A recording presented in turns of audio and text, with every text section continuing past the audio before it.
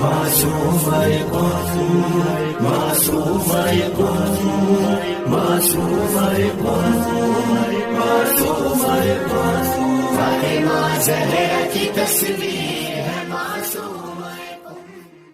باللہ من الشیطان الرجیم، بسم اللہ الرحمن الرحیم۔ السلام علیکم دوستو۔ ایک شخص کہ جس کا نام ابو الفضل تھا اور وہ مازندران کا رہنے والا تھا۔ وہ شخص 3 سال سے شہر مشہد مقدس میں مقیم تھا۔ اس کی کمر میں سخت درد تھا اور دونوں پیروں پر فالج تھا، اس وجہ سے وہ شخص ویل چیئر استعمال کرتا تھا۔ ان 3 برسوں میں اس نے کئی ہسپتالوں میں علاج کرایا لیکن کچھ فائدہ نہ ہوا۔ جب حضرت امام علی رضا علیہ السلام کے روزے پر آیا تو کہنے لگا، اے مہربان امام، میں ہر طرف سے مایوس ہو کر آپ علیہ السلام کی خدمت میں حاضر ہوا ہوں۔ حضرت امام حسین علیہ السلام کی شب ولادت تھی۔ پوری رات اس نے جشن میں شرکت کی اور امام رضا علیہ السلام سے توسل کیا، لیکن کوئی جواب نہ ملا۔ جب حرم مطہر سے باہر آیا تو اس نے آقا سے فریاد کی کہ اے امام، آپ علیہ السلام تو غیر مسلموں کی حاجت روائی کرتے ہیں، آخر مجھ پر عنایت کیوں نہیں کی؟ میں تو آپ علیہ السلام کا شیعہ ہوں اور آپ علیہ السلام کے شہر کا رہنے والا ہوں۔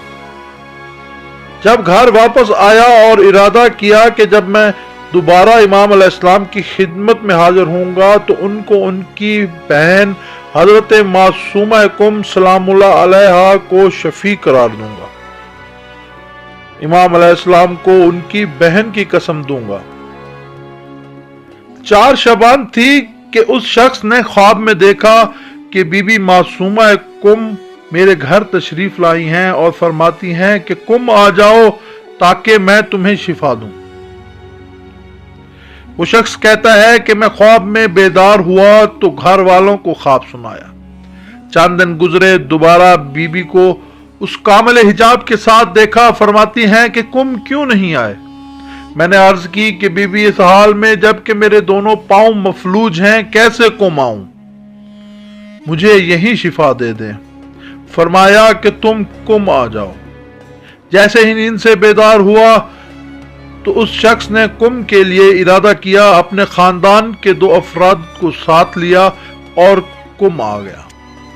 حرم میں داخل ہونے کے بعد وہ شخص کہتا ہے کہ مجھے زری کے ساتھ باندھ دیا گیا۔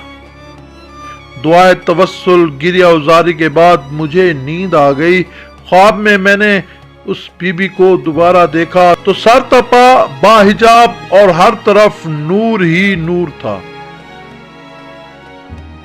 تو ایک پیالی آگے بڑھا کر انہوں نے فرمایا کہ یہ پی لو اور کھڑے ہو جاؤ، تمہیں کوئی بیماری نہیں ہے۔ خواب سے بیدار ہوا تو مجھے احساس ہوا کہ میرے پیروں میں جان آ گئی ہے اور مجھے واقعی کوئی بیماری نہیں ہے۔ خود کو زری سے لپٹا لیا اور فریاد کرنے لگا کہ مجھے بی بی نے شفا دے دی ہے، مجھے بی بی نے شفا دے دی ہے۔ وما علینا الا البلاغ۔ اللہ حافظ۔